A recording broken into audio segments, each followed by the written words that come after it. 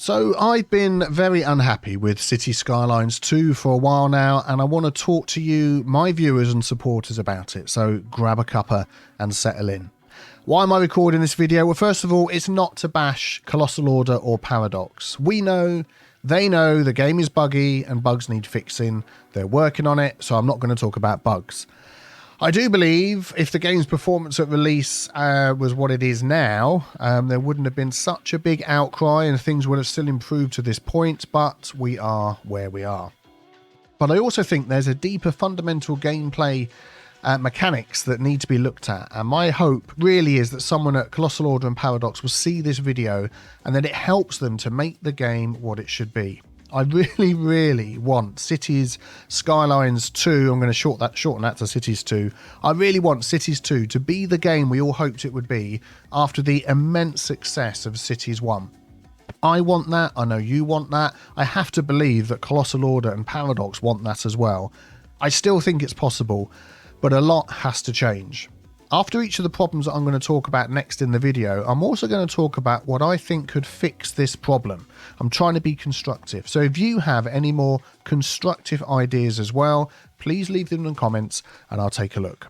So why should Colossal Order and Paradox listen to little old me? Well, having played Cities 1 since its release with thousands of hours in the game, plus hundreds of hours in many other similar games, you could say I'm a hardcore fan. I'm not sure what level somebody would get to be called an expert in their field, but I must be close to that, surely. I love Cities Skylines 1. I played it for 5 days a week for years. I built my channel, my business, the thing that feeds my family around it. I would honestly dream about it sometimes when I went to bed, what I'm going to be doing in the next video and what I'm going to be building. I love the community, that's the other fans, fellow Cities creators, those that created mods and assets. I've worked with so many, all of us, this fantastic community that we built up. It was just the right balance between management, simulation and creativity that was just perfect for me. But something is just not quite right with Cities 2 and I hope we can fix it. And yes, I've still got a cold, so that's why I sound a bit odd.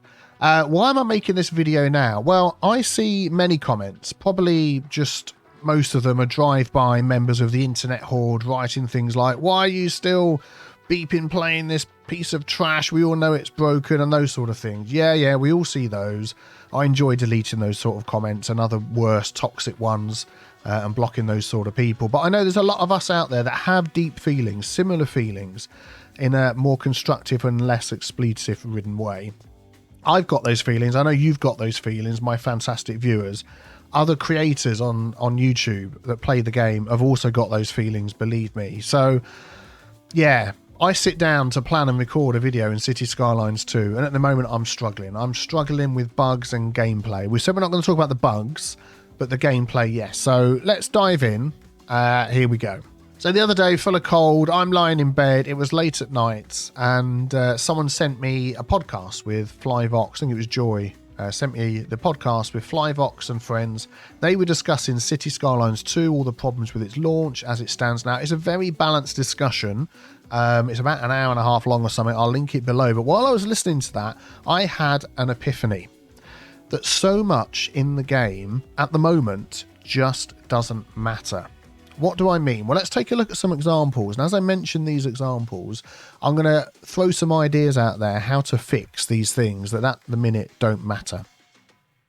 First of all, we've got seasons, and I'm going to include weather and disasters in that as well. So much touted pre-release stuff, looks great, a crowd pleaser.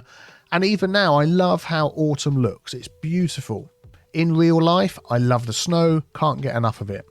In the game, when the whole screen is white, yeah, it's a bit blinding. I do struggle with that sort of thing with my eyes sometimes. I mean, I know it's snow, but it should be something that can be done there. Also, it is just impossible to see the cursor. I have to take it onto another monitor, wiggle it so I know where it is, and then bring it back on.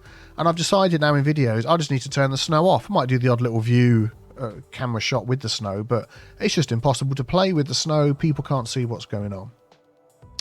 Could we have a toggle so we can turn that off? I have to use DevUI to do that. Well, people that haven't got access to that or play on console eventually, they're not going to be able to do that. So we need a season toggle, or at least the visual elements of a season, and also the weather. I know a lot of people struggle with the visual input of all the rain on the screen when that happens, so be able to toggle that up. I toggle that up as well.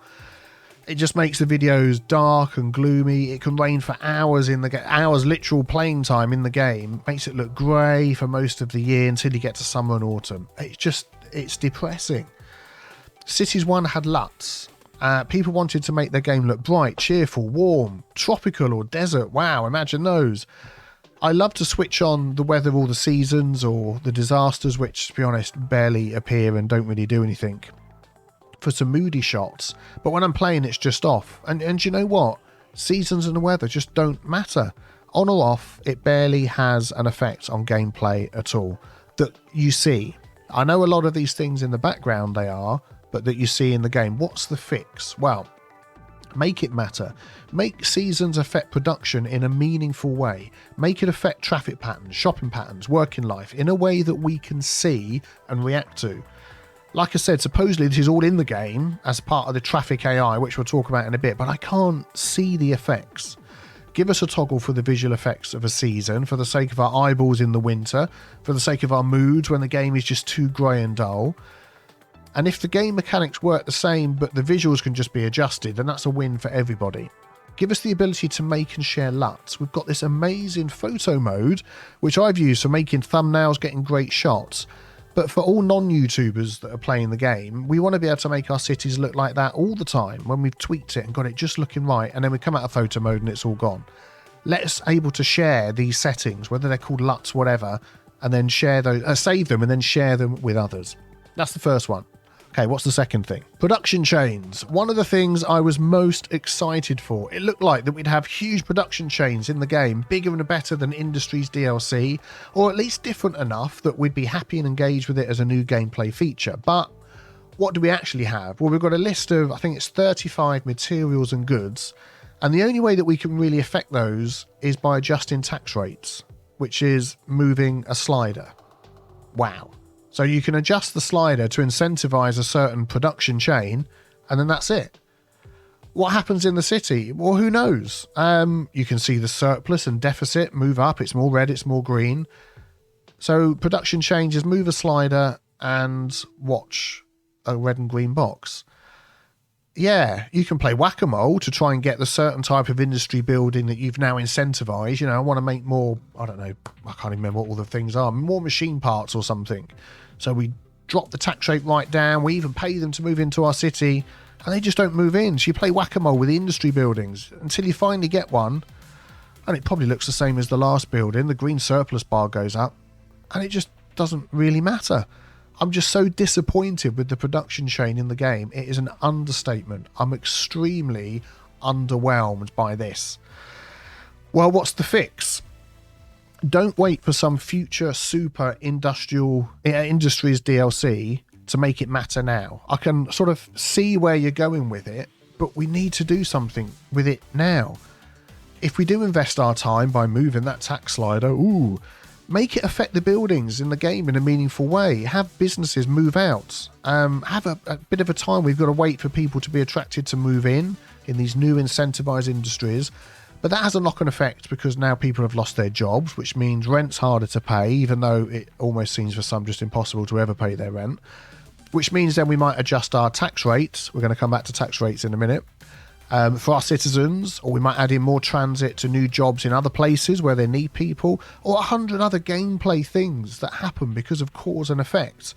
You do something in the game, it has a gameplay effect in your city that you can see, and then dealing with it can be the fun of the game. Doesn't have to be micromanagement, but just that feedback of what's going on. Or if you're not interested in all of that sort of extra depth, you just leave the slider where it is, which I think most people do anyway, and just take what you get. But either way, having more choices in a game is more fun. And at the minute, it's not fun. The next thing, money in the game. So you can adjust your sliders in the game for tax rates and things like that and make more money. But let's be honest, once you're at a certain point in the game, money is no object. Now, I know that was also the case in Cities 1. I'll come back to that in a moment. But we're expecting better. This is Cities 2. I also didn't seem to have that latest bug that a lot of people had, where a certain industry will suddenly make or lose, millions and billions, and it just mess everything up. I didn't seem to get that bug. But it really didn't matter anyway, because I'm at 95,000 citizens, which, on the size of the maps that we've got now, isn't even halfway. Whether performance-wise I'd go much further, I don't know. I'm counting that under bugs, so I'm not going to talk about that much. But I've got 877 million in the bank. I'm making 2 million an hour. Now, granted, this might be down to my skill in city building. Thank you very much if that was a thought that came to your head. But it just seems so very unbalanced. And I never took out a loan at all. No need at all. Which, that's fair enough. Some do, some don't. But in the game at the minute, money just doesn't matter. What's the fix? I think this one just comes down to balance. I do understand that behind the scenes in this game is a massive game calculation going on. I mean, it's pegging my CPU at 100%, so it must be doing something. But the game needs some challenge, and making ends meet as a mayor of the city, as the creator of a city, should be one of them. If only for a little while as you get your city off the ground, but make money matter in the game even later on. How about disasters like a financial disaster? Inflation. I mean, apparently that's in there, that goods go up and down in price. Does it? I don't know. It doesn't matter. I don't see it at all. But if we had some feedback on all of that, then we could incentivize other products of different goods, new production chains, if that worked the way that we hope it did. So more choice, more cause and effect, more fun. So talking about money, we then come to tax rates. Am I taxing my industry and commercial out the wazoo, as Kibitz would say, to make all these millions of monies? No, not really. About 5 to 18%. A couple I dropped down to 5 to try and boost those production chains before I realise it doesn't really matter. I've got a couple on 20%, but to be honest, they don't really care either. I could tax them all with 100% with really not many problems in the city. Every single one of my 95,991 citizens pays zero tax. Zero. They pay zero transport ticket prices. I've got subways, I've got trains, I've got buses. Zero. Now, surely to get to this sort of utopia, I would have had to have, battled with the game mechanics over many hours, scrimped and saved, or come up with some amazing game plan to harness the power of industry or commerce, to stumble upon some winning formula, learn some deep game tactic. You can just feel the sarcasm, can't you? Which led me to feel joy and pride and an overwhelming sense of achievement at this great feat. But no, I just built a city and it happened. Tax rates just don't matter.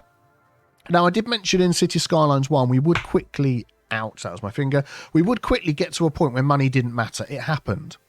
And I mentioned that in here because I had hoped there'd be more of a challenge with money in Cities 2.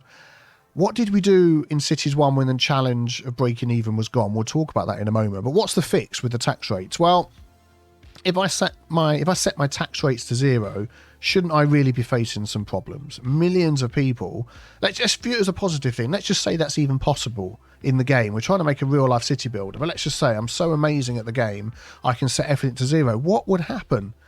Wouldn't millions of people want to move in because that city there has got a zero tax rate? So that causes traffic. That causes transit being stuffed to the gills. That causes problems because there's not enough houses, overpopulation, lack of food, lack of goods. I mean, the list goes on of the negative effects of having a zero tax rate. Other cities around us that we're supposedly getting all these goods from, and I believe they're supposed to have fluctuating prices, wouldn't they start charging us more? Look at them, they've got so much money. Or double, triple, quadruple the prices of things because they're rolling in cash. So prices go up, tax goes up. Yeah. More choices, cause and effect, more fun in the game. That's the other thing that probably ties into all the money in the tax. There's other things that probably also tie into this problem with money and tax, like the electricity option in the game. I got up to 90,000 population without even placing one power producer building of any sort. I could just import it all. The cost didn't matter. It should be harder to do this, and there should be more incentive to produce your own. Or if you're willing just to get it all from outside for whatever gameplay reasons you decide you want to have in your city, yes, there should be a cost to it because you're importing from someone else who's making it. A bit more real life in there. I only ended up putting all the electricity buildings in all in one go just for the fun to see how much money I'd make exporting it all. Guess what? I made millions. No shock there. Right, moving on. Creativity. Now, I know everyone plays a game in different ways, and creativity is one of the biggest things in the game. Everybody can be creative in different ways. People are being creative already, but I'm going to just talk about this from my own perspective. At the moment, the only way we can be creative in the game is with roads, 18 trees or shrubs, and one path. So to say that going from a workshop full of every single tree, bush, flower, shrub, and asset that you could imagine to 18 was jarring. That's just an understatement to say that. We all know that Cities Skylines 2 was supposed to release with PDX mods, where we'd have all the mods and assets we know we loved, and we also know it's on the horizon sometime in the future. I believe March for mods in beta. Who knows when for assets? I don't think we've had a date on that now. Later in the year sometime. But man alive, how this was not number one on the list for games for this game, I just don't know. I'm trying not to say let's all go back in time and do things differently. I'm trying to be positive, but the fact that we probably had one of the biggest Steam workshops with stuff with Cities 1, I mean, it must have been up there. The sheer creativity of all the mods and assets just for Cities 1 was just off the charts. Yes, most of us loved, I say most, not all, we loved all the DLCs, the updates, but the modern assets just took it to another level. I could be so creative. Yeah, I built a British themed city. Who remembers Blighty on the Wold? We loved it. And New Zealand, my most loved, because people watch it so much. The comments, I just loaded up that city and loved the creativity. Alien Rock Park. Oh, you could just get all the, for the British city, everything British. Roads, bushes, trees, houses, council estates, flats, shops. The list was endless. And the same for New Zealand. They stood on their own as entirely different cities because of the assets that were available. So now, when you hit that point in Cities 2, and very quickly, as we said, where money doesn't matter, you turn to perhaps creativity and imagination to keep you coming back for more. Well, enjoy your 18 trees, bushes, and a path. So this now has a knock-on effect. So all of us Cities creators know that this huge boost in views and subs and excitement and growth that Cities Skyline was supposed to bring to our channels actually brought nothing like that. You know, we dealt with a lot of toxicity along the way as well. We still do from time to time, although it's not as bad. But I know why, because basically all cities can just look the same. I think how I used to be, I used to love watching, I just picked one creator, Overcharged Egg, built his desert themed city. The name escapes me at the moment. I blame the cold meds. Utterly mind-blowing Mars builds from, was it City Walk, City Wall? You know, using assets, amazing, different looking builds. But now I start to watch another creator, and unless they've got some sort of hook because they're doing it in a different way. City Planner has got his fantastic stories he tells. Kibitz, I'm Kibitz. He's just going for like making the most money possible, and he just does everything on a big scale. So unless you've got some sort of hook, the cities are just looking the same. And whereas I might watch because I want to learn something different from the game, the gameplay mechanics are either not working, they don't matter, or they're just all the same. So yeah, the city's going to be in a different map, and we've got 14 maps to choose from, or probably less if you actually want to be able to build a city on it. Yeah, okay, their city's in a different shape, but all the buildings, all the schools, all the offices, all the parks, all the 18 trees and shrubs and bushes and one path are just all the same.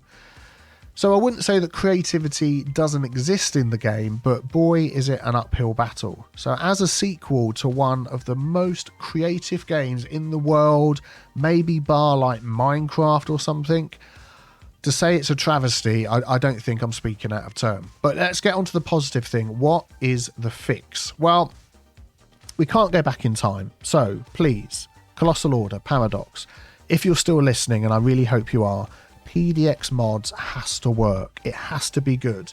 You know this, I'm sure you do. But please, this should have been number one on your list when designing Cities 2. Looking forward. We can't have a half-working, broken, well, this is beta addition to the game. Yeah, it's going to lack some features, which, if that's the case, it'd be alpha, not beta. But okay, we might use those words differently. But it just has to work. Modders need to be able to upload their mods into the game. We need to be able to download them and get them into our game quickly and easily. Talking of mods, it has been great to see so many mods included in the base game. There are so many are missing that were just basically essential if you play Cities Skylines 1. Move it, okay, maybe harder to implement for a controller for console release, but I bet it'd be possible if you tried hard enough. Traffic Manager, oh, I miss that so much. The inbuilt roundabouts absolutely suck, and the two-phase lights, everybody just cuts each other up. They're a nightmare. Yes, I can fix the traffic lights with mods, but I shouldn't have to. Think of the console players. The choice to put dedicated lanes where we want them. Thank you for the no left turns and no right turns, and eventually the no straight on turn, but if they're set for the whole road, they really miss the point. We want to be able to set dedicated individual lanes, which you can do with a mod, so it should be able to be done in game. Prop line tool. So you want to be creative with your 80. Okay, I'll stop mentioning that. You want to be creative in the game and decorate. You have to have like prop line tool, because individually placing trees in a line is a nightmare. And if it's not in the game, console players, they're going to be placing individual everything. We just want to get away from these things being added in by mods. So with PDX mods, have a city save that we can share between us. So whether that's initially in PDX mods or not, I hope so, but have it auto grab the mods that are needed and eventually the assets that are needed for that city. So we don't have to put together great big lists and adjust the lists and change the lists. Have the save grab the versions of the mod and the assets that were there that were working at the time. And get assets here ASAP. Where are the region packs? I'm assuming again they were supposed to be on release, keeping all the players happy. We've lost the Steam Workshop, but look at all these amazing region packs and they sound good. But get the packs done. We can have all these different cities, Japanese looking cities, German, British, European, all these different things. Creativity goes up, interest in the game goes up, interest in videos goes up. Speaking from a selfish point of view, player happiness goes up. So I very briefly mentioned some things that are missing from Cities Skylines 1. So we know that there's things that ended up being mods that, I'll be honest with you, that some of those are quality of life things that should have been in the base game. And I actually gave that as part of my feedback way back in whenever I played the early alpha version, But moving forward, we all know it's, as a quote from the trailer said, it's a new game and we're starting again. But to have less features in certain areas of the game than the game's predecessor just really feels like a huge mistake. I know there's some out there that were sort of expecting every single item from every DLC in the new game. But, being realistic, even some of the basic things are missing from Cities Skylines 2.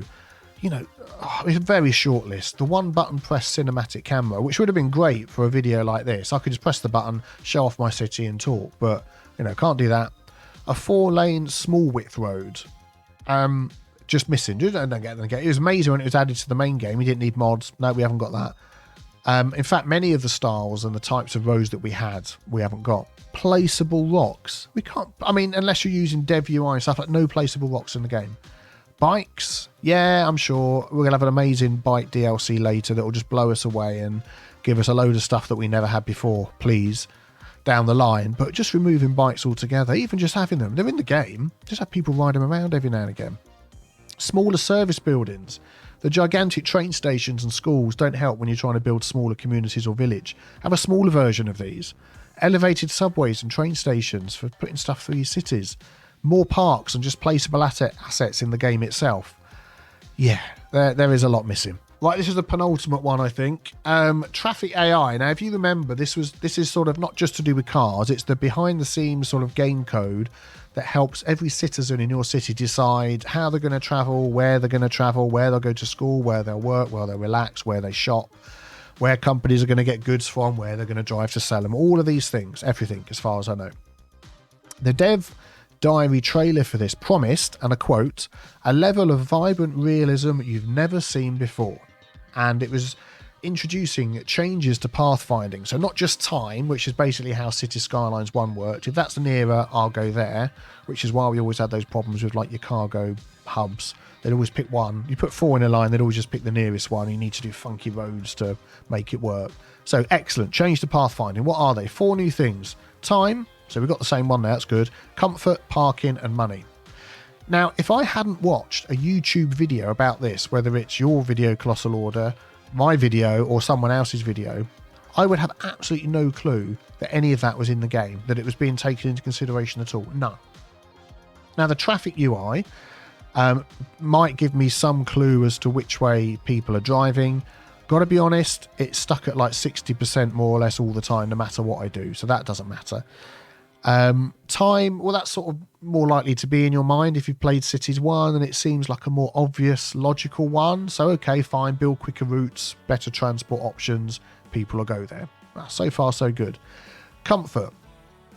I've got absolutely no clue at all how I would know that that is in the game. I click on a person, a car, a truck, maybe a shop or a business. Any indication at all that the comfort level to get there or to buy or sell from there is a tad low? Nothing at all. Do I see a visual effect or a notification that comfort goes up when, say, adding a bus stop nearby or a metro or something like that? Nope, don't see anything like that. Parking. Yeah, we get that that's important, as because flipping every Tom, Dick and Harry is likely to turn up and wants to drive and park in all the car parks, no matter what the other options there are around. I believe the last patch tweaked this a little bit. I'll be honest, I've not noticed. And then money was the last one. Well, every citizen of mine pays 0 tax and 0 transit cost, yet many still flock to my overground, underground, wandering free car parks. They're rammed. I understand that some people are still going to choose. We've got this sort of randomness in the game, which is okay. You know, I'm getting used to that. So some are still going to want to drive or walk. I like the idea of it. But in the game, these 4 things just don't seem to matter at all, even if you knew that they all existed in the first place, because the game just doesn't tell you about them. I shouldn't have to watch a video to know about how the game works. There should be things that I can discover and learn about.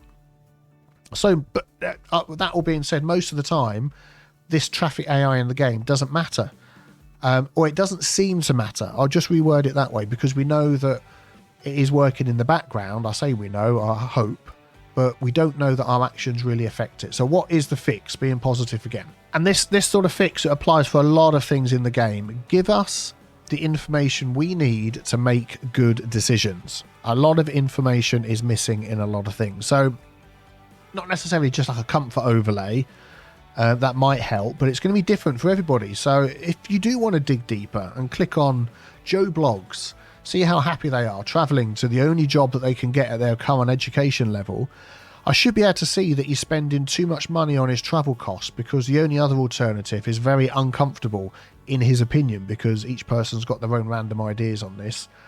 And the only way you can get there is like a very uncomfortable way of travel or something like that. So now I've got more information, I can make better gameplay decisions, because more choice equals more gameplay and more fun.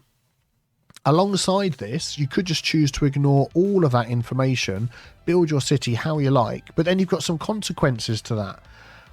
You know, questions. Why does this industrial district right over here out in the middle of nowhere with no transit options never fill all its jobs? If that happened, then you'd have to think about what's going on. Why does this shop, always surrounded by traffic, never get its goods? So then you start thinking about what's going on. We need more information in the game, not just guesswork based on things that we've seen, or for many players not seen in a video on YouTube. And the final one, and this is the one I'm really trying to be careful about, because I don't want to upset anybody, because I'm not that sort of person. I've titled this section Communication and Humility. So this game was hyped before release by the devs, by creators, by players. The marketing department pulled it off. Pre-orders, I assume, were fantastic. It was going to be huge, new things to see and do, the best game yet. Hype builds and grows with every trailer, sneak peek and article. Expectations are through the roof. Then it's released and bad reviews, unhappy players. What were huge sales and Steam player numbers drop in. The game feels unfinished and unsatisfying. Angry players, internet goes wild, backlash grows. Devs quickly losing any goodwill they had built, and I bet you all think I'm talking about Cities Skylines too, aren't you? Well, whereas most of that, if not all of that, is true, I'm actually talking about No Man's Sky. I often say that I hope Cities Skylines 2 has a No Man's Sky redemption arc. No Man's Sky had a huge potential. It promised too much and under-delivered, or promised a lot and under-delivered. What did they do? Well, Hello Games took the money and put it back into the game. They made it what it should have been on release and more. They also took responsibility for the mistakes that they'd made. They showed humility and they fixed it. Now, Sean Murray, the founder of Hello Games, said in a talk at GDC in 2019 that 2 years after the game's released, it was the biggest selling new IP of all time, but also that the release was one of the most intense and dramatic that the game industry had ever seen at the time. I'm going to link to his talk below. It is worth listening to, because he briefly shares about the huge toxicity that they faced as a small team of about 15 devs at launch. He also spoke about how they found that about 80 to 90% of the most toxic commentary was basically coming from people that are not really invested in the game.